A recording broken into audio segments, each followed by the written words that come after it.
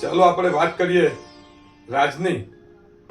રાજ છોકરો બાળપણથી ખૂબ જ હોશિયાર અને એકદમ ટેલેન્ટેડ છોકરો, પણ બાળપણથી જ એને જે પણ કઈ વસ્તુ જોઈતી હોય તો એના પપ્પા એને તરત જ અપાવી દે.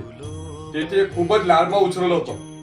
ત્યાર પછી રાજ મોટો થયો એટલે એના પપ્પા પાસે જે કઈ વસ્તુ માંગે એટલે તરત એના પપ્પા એને બધી વસ્તુ અપાવી દે.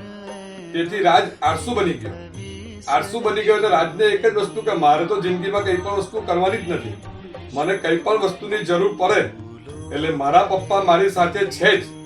તેથી રાજ કઈ પણ વસ્તુ કરવા માટેનો પ્રયાસ જ ના કરતો હતો. એક દિવસ રાજની મમ્મીએ રાજને પપ્પાને કહ્યું કે તમે રાજને બગાડો છો.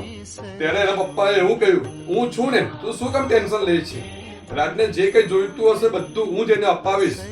તે સમયની મમ્મી કહે છે કે જિંદગીમાં રાજ પછી કઈ કરશે જ નહીં.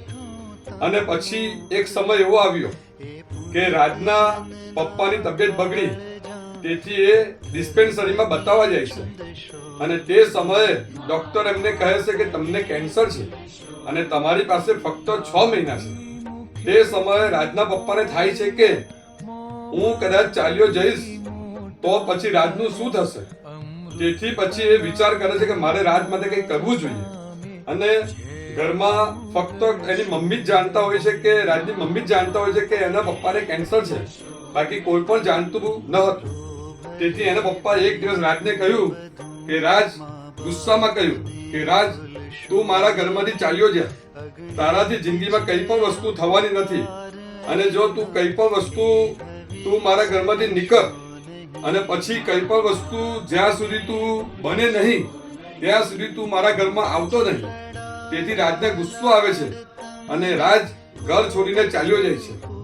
રાજ ગયા પછી ખૂબ જ મહેનત કરે છે અને 3 વર્ષ પછી રાજ એક મોટો બિઝનેસમેન બને છે.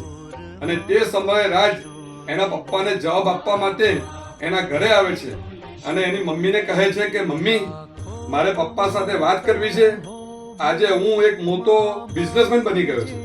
અને તે સમયે એની મમ્મી રાજને એક ચિઠ્ઠી આપે છે અને ચિઠ્ઠીમાં લખ્યું હોય છે કે બેટા, મને કેન્સર છે અને કેન્સર છે તો મને ખબર છે કે હું 6 મહિનાથી વધારે હું જીવવાનો નથી.